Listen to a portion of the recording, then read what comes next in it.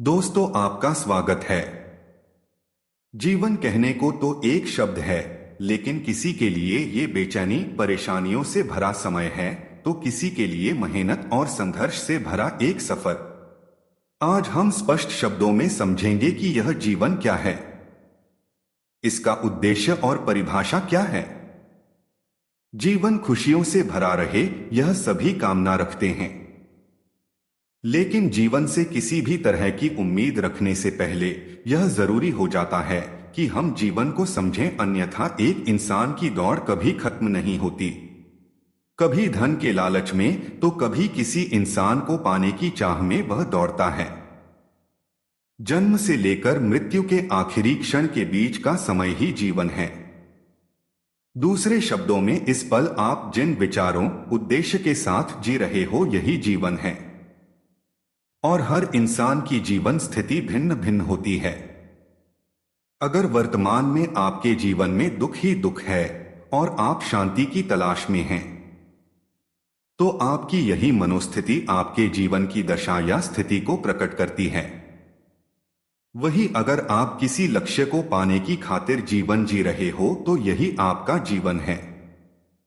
लेकिन बड़ा प्रश्न यह नहीं है कि जीवन क्या है या जीवन के बाद क्या होगा। जरूरी प्रश्न यह है कि हम जीवन जी कैसे रहे हैं।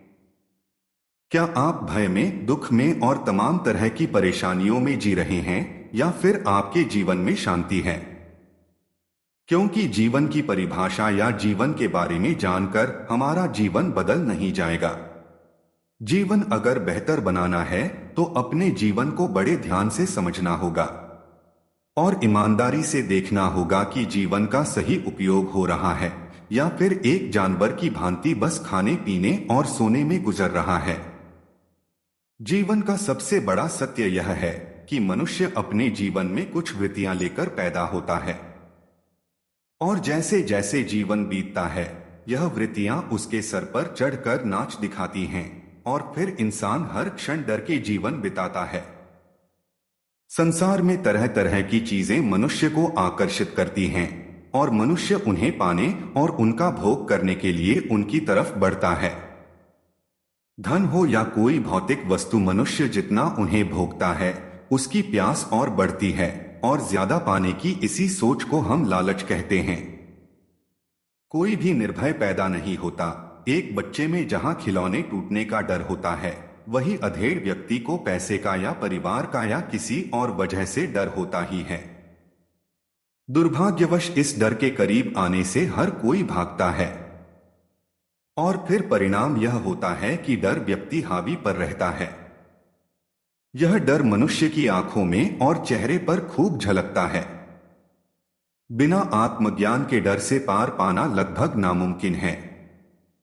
डर हो या लालच, दोनों इंसान को अंत में बेचैन छोड़ जाते हैं, और मन की इस दुख भरी अवस्था को ही बेचैनी कहा जाता है। मन में यह बेचैनी हर उम्र के व्यक्ति में पाई जाती है।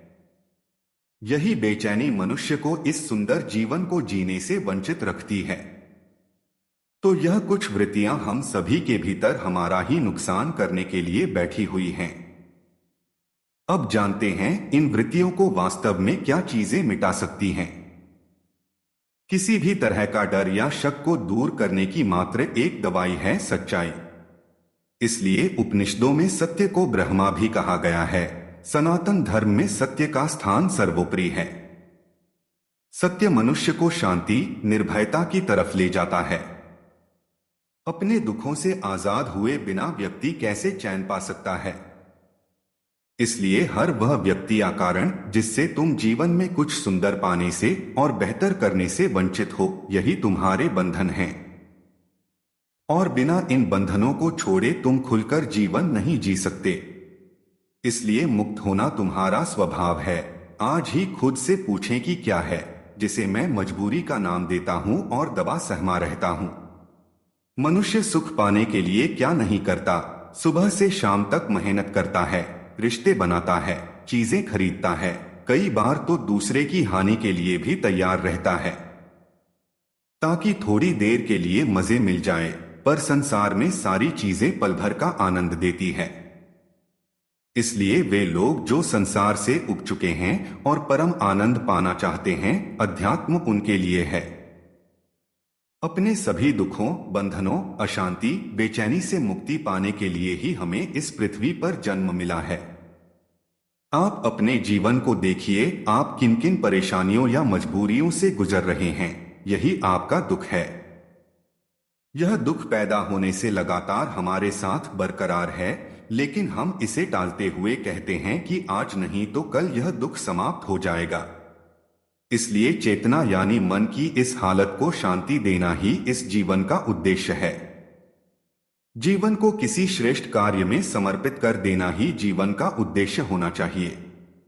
दूसरे शब्दों में कहें तो जीवन का उद्देश्य खाने पीने, सोने, शिशु पैदा करने, घर खरीदना नहीं है, बल्कि जीवन में ऊंचे से ऊंचा कार्य जो सही है, उचित है, उसे करने में अपनी पूरी ताकत, समय, संसाधन झोंक देना ही मनुष्य जीवन का लक्ष्य होना चाहिए।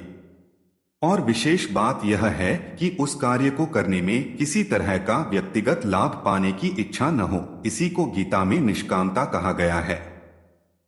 अर्थात आप जीवन में सुंदर से सुंदर, ऊंचे से ऊंचा काम कीजिए, पर मन में आशा न रखें कि इससे मुझे लाभ होगा या हानि होगी। जो मनुष्य जीवन में श्रेष्ठ कार्य का चुनाव करते हैं, उन्हें सबसे बड़ा लाभ यही होता है कि उन्हें परिणाम की चिंता नहीं करनी पड़ती। लेकिन दुर्भाग्यवश हमें समाज और पूरी शिक्षा व्यवस्था सिर्फ जीवन में पैसा कमाने के लिए ही शिक्षित करती है। इस रास्ते पर हमें डर, लालच और दुख के सिवाय कुछ नहीं मिलता। प्रेम, लक्ष्य, धन, यह तीनों का होना जीवन में परम आवश्यक है। ऐसा कहने के पीछे कुछ प्रमुख कारण यह हैं।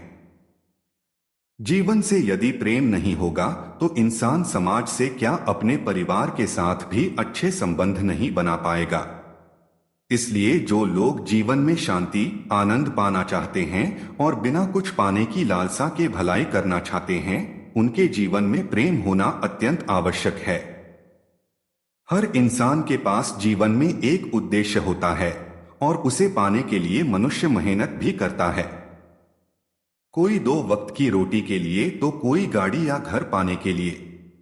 लेकिन मनुष्य जीवन तभी सार्थक है जब आप जीवन में ऐसे कार्य का चुनाव करें जो श्रेष्ठ है, उत्तम है। जीवन में जब फालतू की चीजों को पाने के लिए भी आवश्यक श्रम और धन की जरूरत पड़ती है, तो भला एक ऊंचे लक्ष्य को पाने के लिए भी श्रम और संसाधन चाहिए। इसलिए धन बेहद आवश्यक माना गया है। जीवन को सही ढंग से जीना ही महत्वपूर्ण है और इस कार्य के लिए व्यक्ति के अंदर ईमानदारी होना बहुत जरूरी है। जो व्यक्ति यह नहीं जानता उसके अंदर क्या कमियां हैं और उन कमियों पर पर्दा डालकर जो जीवन में सुख पाने की सोचता है, वह दुख ही पाता है। उदाहरण के लिए यदि व्यक्ति युवक में धन का लोभ बहुत हावी है, इसी वृत्ति के साथ भविष्य में वह धन पाने हेतु कोई नौकरी या व्यवसाय करता है, तो जाहिर है उसके मन का लोभ उसे ज्यादा से ज्यादा कमाने के लिए प्रेरित करेगा, फिर चाहे उसके लिए उसे किसी तरह की हानि क्यों न हो जाए। ऐसा इंसान पर्याप्त धन होने के बावजूद इस बात से चिंताग्रस्त रहेगा कि रुपया पैसा कहीं कम न पड़ जाए। इसी तरह हम सभी के अंदर जीवन में कुछ भय होते हैं। हम यहाँ मौत का भय, कुछ खोने का भय की बात नहीं कर रहे हैं, क्योंकि इंसान को ज्यादातर समय इतने बड़े डर नहीं सताते। उसे डर सताता है अपने पैसे न खोने का, प्रतिष्ठा को बचाए रखने का। उसे डर इस बात से नहीं सताता गलत कार्य कर रहा हूं, बल्कि इस बात से सताता है कि कहीं पकड़े न जाऊं। जो व्यक्ति यह देख पा रहा है कि उसके अंदर यह छोटे छोटे भय उसके जीवन को दीमक की भांति खा रहे हैं, तो वह अपनी हालत का संज्ञान लेता है और उस डर की जो भी वजह है उसे जानते हुए खुद को दूर रखता है। लेकिन वे लोग जो भीतर डर, लालच, बेईमानी होते हुए भी जीवन को सुधारने का प्रयास नहीं करते और अपनी कमियों के साथ आगे बढ़ते हैं, ऐसे लोग जीवन पर्यंत घोर अंधकार में, दुख में जीवन बिताते हैं। जय श्री कृष्ण।